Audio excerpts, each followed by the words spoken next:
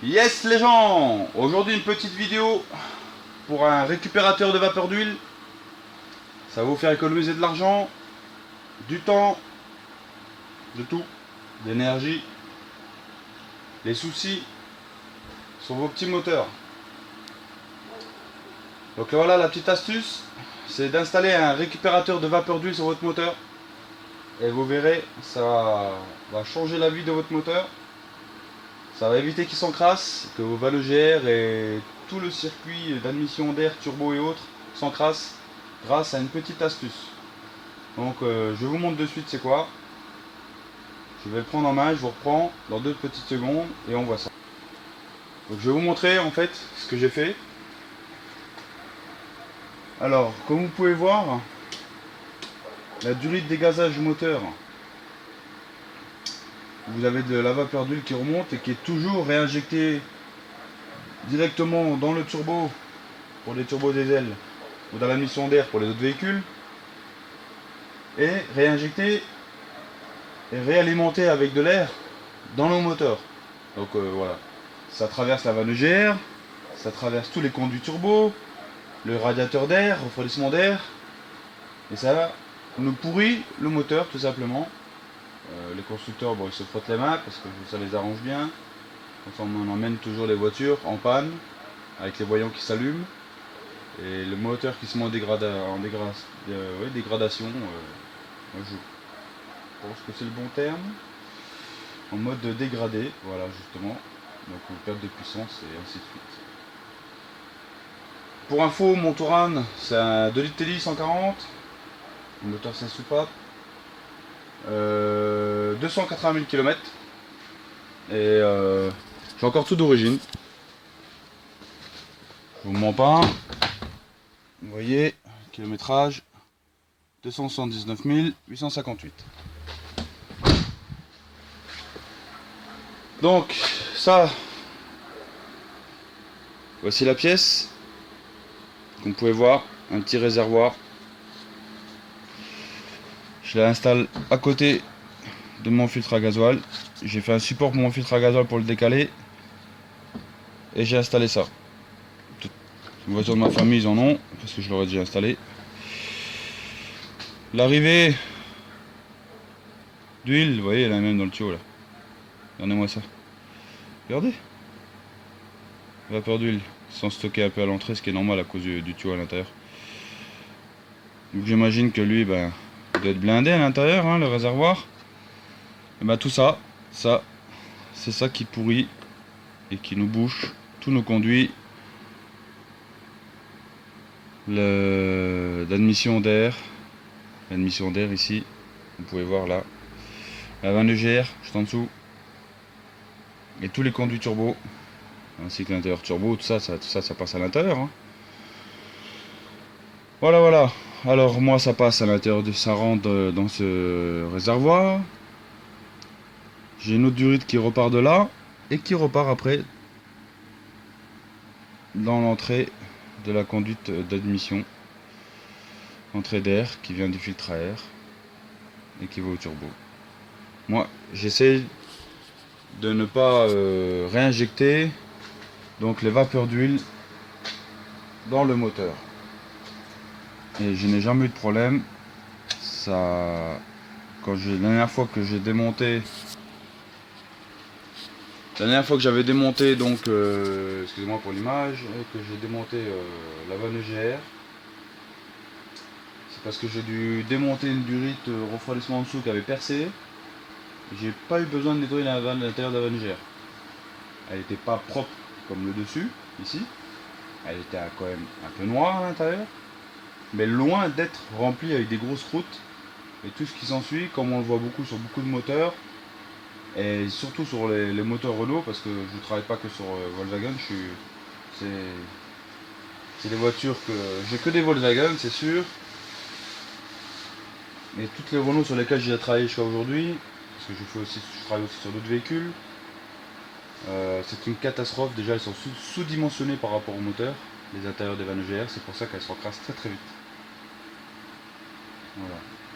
Voilà pour la petite astuce. Donc je vais vous montrer ce qui est à l'intérieur de ce réservoir, parce que je vais aller le vider. Et puis ben voilà, on va faire ça ensemble. Et comme ça vous pouvez voir, je suis en train de réfléchir, j'avais installé celui-là.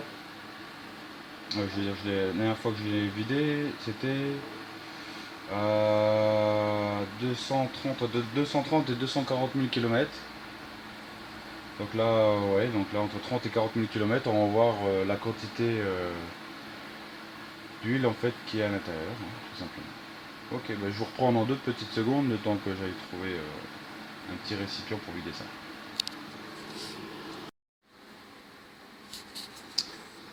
Voilà, c'est parti. Donc, j'ai pris un petit bidon. Bon, alors pour l'info, j'ai oublié de vous dire tout à l'heure parce que je trouvais plus le nom, j'avais un petit trou de mémoire. Donc, c'est un récupérateur de vapeur d'huile, tout simplement.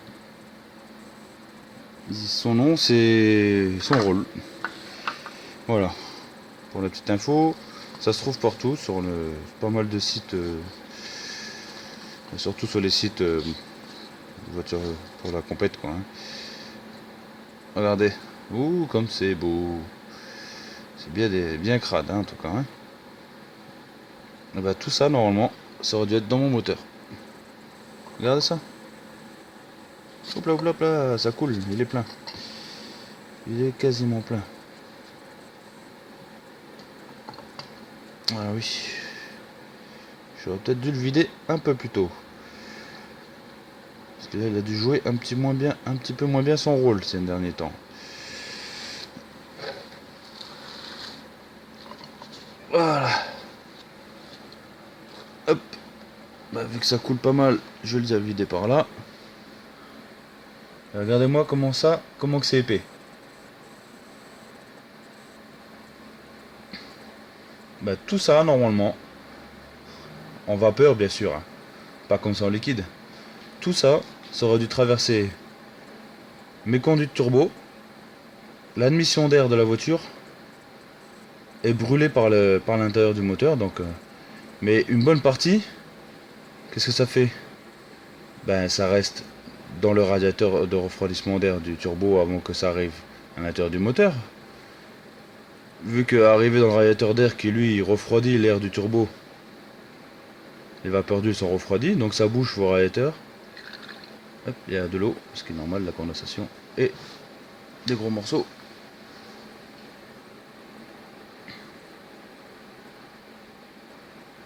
Incroyable.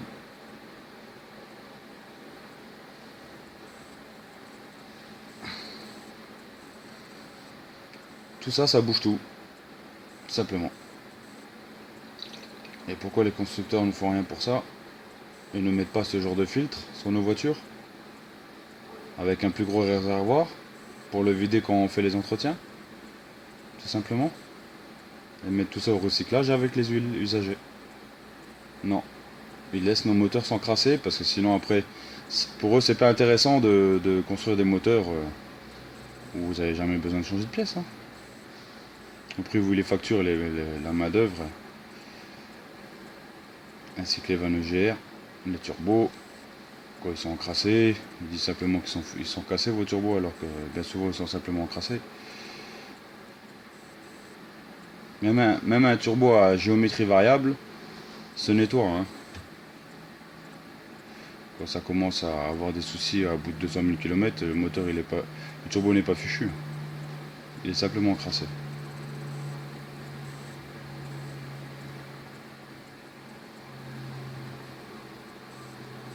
Parce que plus votre moteur va brûler ses huiles, et plus il va encrasser l'intérieur, la partie chaude. Parce qu'il y a une partie froide et une partie chaude sur les turbos. La vapeur d'huile passe dans la partie froide. Une fois brûlé, les gaz d'échappement passent dans la partie chaude du turbo. Et c'est là où la crasse est plus problématique sur les turbos à géométrie variable. C'est dans la partie chaude. Elle bloque la géométrie variable du turbo justement.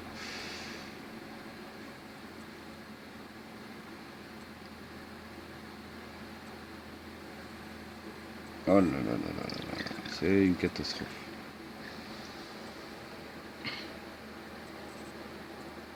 Bon, bah je vais continuer. Bah voilà, c'est la fin. Ça commence à être la fin.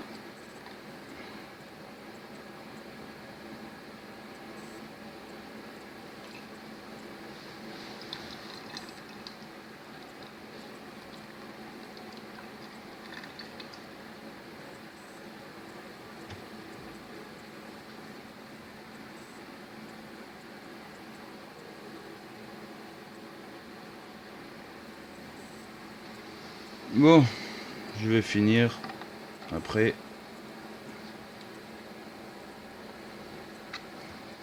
Vous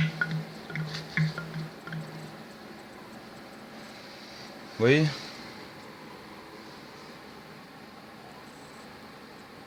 il y a 1 litre, hein, un bon litre.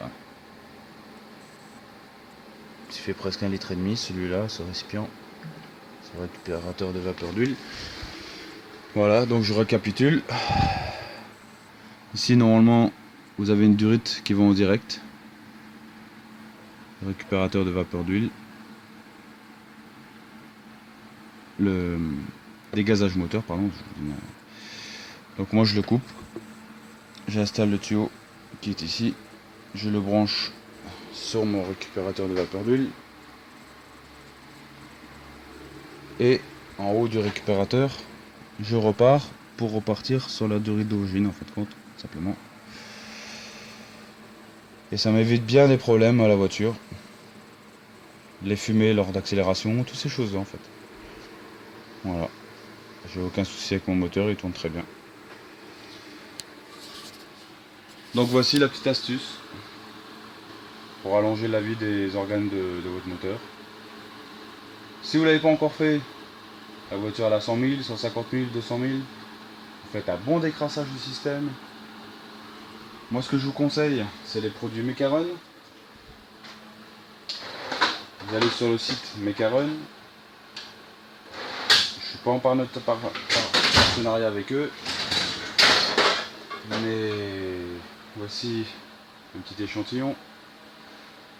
Ce sont de très très bons produits. Ils font tous les véhicules de compétition, circuit et autres. Et ils ont une grande gamme pour les véhicules tourisme, ainsi que les poids lourds, camions, tout ça. Alors ils ont tout ce qu'il faut pour décrasser vos moteurs. Vous prenez une gamme d'un produit complet, vous faites un décrassage de votre moteur, et dans la foulée, vous installez un récupérateur de vapeur d'huile. Si votre voiture est neuve, presque neuve, installez un récupérateur de vapeur d'huile, vous n'aurez pas besoin de décrassage à faire, parce que la voiture n'a pas encore eu le temps de trop s'encrasser. Voilà, voilà, je crois que j'ai fait le tour.